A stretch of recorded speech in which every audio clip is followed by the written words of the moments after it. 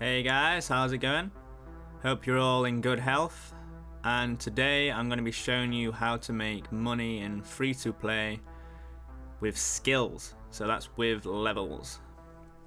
I'm going to be putting these in what I think are rank order. So first is the worst and last is the best.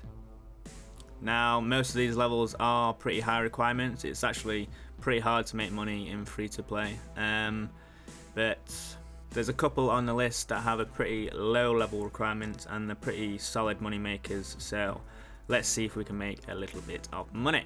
Okay, so first on the list, conveniently, are Runite rocks.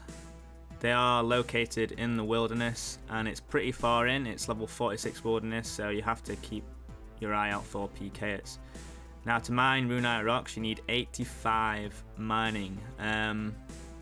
This is a very high requirement, especially in free-to-play, because everyone knows that mining takes forever. But if you do manage to get to 85 mining in free-to-play, then I take my hat off to you. And you can mine these 2 Runite rocks in the wilderness. Now, if you do get ambushed by PKs, your best bet is to run west to these Ice Warriors and Ice Giants located here. And that at least gives you a chance to get away from the PKers if they are attacked by one of the Ice Warriors or Ice Giants. Now this method can get you 300 to 600k per hour. Obviously that depends on if you get PK'd or if there are any Runite rocks already being mined. I've put this first on the list just because of the 85 mining requirement. It's a pretty tall order to get even in members, so that's why it's first on the list. Okay, so next on the list is crafting jewelry. This is method 2. The best place to craft jewelry is in Edgeville, which is located here. And you can use a calculator, which I will link in the description, and see which jewelry is best to make. So at the moment, sapphire rings are the best to make for me. So to make sapphire rings, you need a crafting level of 20.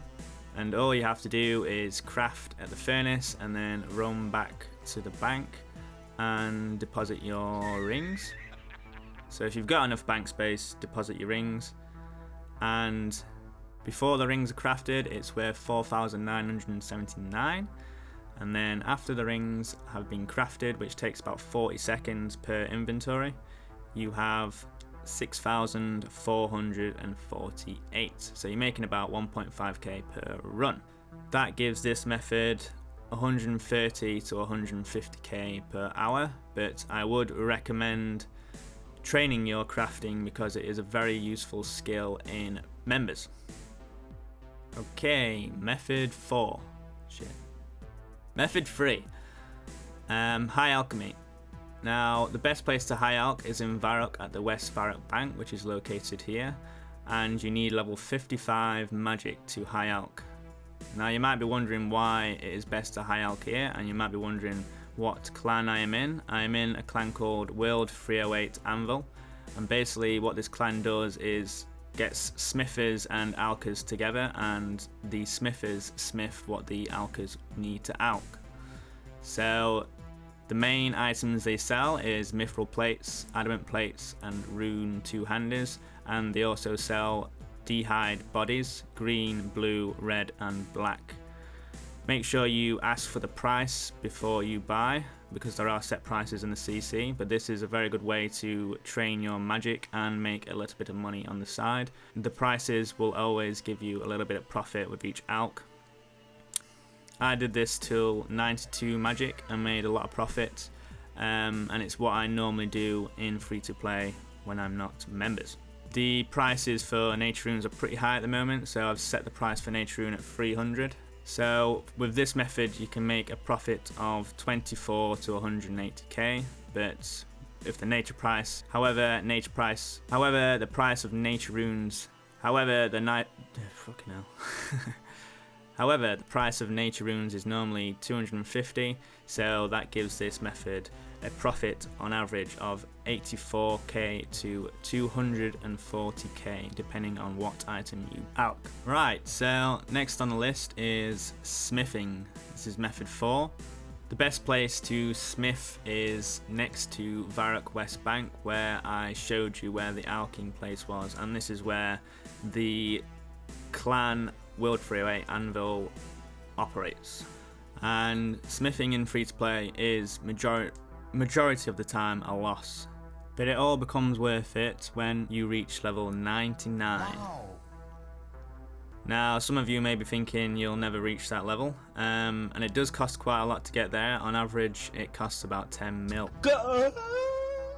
But once you get there, once you can make rune two-handers, then you can use the CC World 308 anvil, and you can sell the rune two-handers for a very good profit. Currently, you can see me making some mithril plates.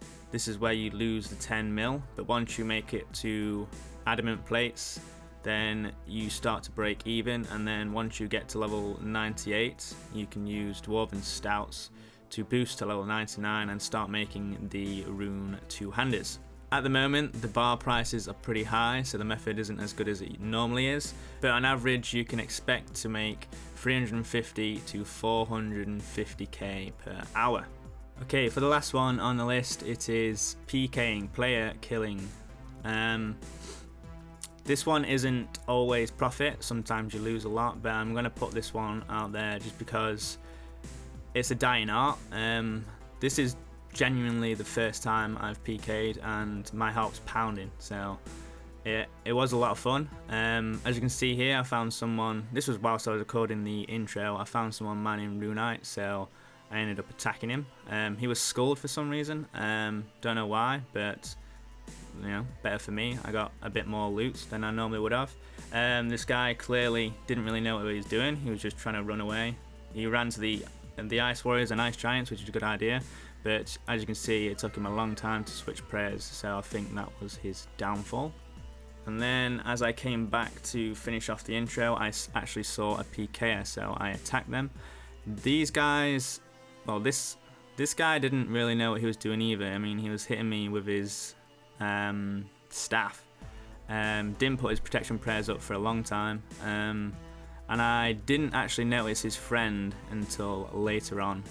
I'm pretty sure I would have killed this guy if his friend hadn't turned up. I probably would have killed them both if this didn't happen.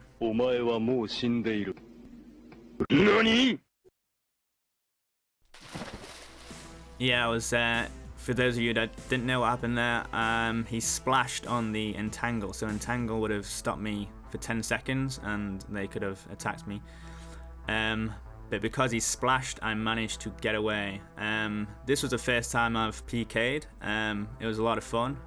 I recommend you get into it because sometimes you can make a little bit of money, sometimes you can lose a little bit of money. I can't really put a profit per hour because you might die every time you go out there, but if you only take, you know, the basics like what I had, I was risking about 50k, then you're not going to lose much and you might make a lot. Okie dokie, that is the end of the video. I hope you enjoyed it. If you have any comments, let me know. If you like the video, please leave a like. There are some upcoming videos. I've decided to start doing a checklist before you go to members, and then I'm going to do a video on what you should do on your first bond. So I might do it on a daily basis, so for the first 14 days, you know, this is what you should have accomplished day by day. I'm still working on the beginner clue video. I'll be honest, it's getting pretty boring. I'm just over halfway there, but I've gone down to getting about 10 caskets a day, where my target was 25. So I'm going to try and keep that one going as I'm, you know, editing and making the other two videos. Also, I've got a plan to make a series. I would like to know if you guys are interested. It's going to be called, well, I don't really know what to call it, but it's going to be something along the lines of trying to get the longest dry streak for a pet, and I'm basically going to use the figures from 2018, and the catch is going to be if I get the pets before I get into the top 10, then I have to drop all the loot that I got from you know, getting all the kills. So it's the opposite. I don't want good RNG, I want bad RNG. And if I get the pet within the top 10, then I get to keep the loot. Or if I just get into the top 10 of the try streak, then I get to keep the loot and I can move on to the next one. So let me know what you guys think of that. If I do start doing it, it's gonna be hell,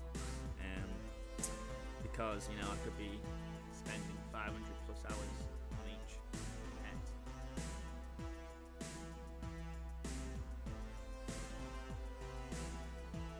So yeah, thanks for watching, and I'll see you guys in the next one.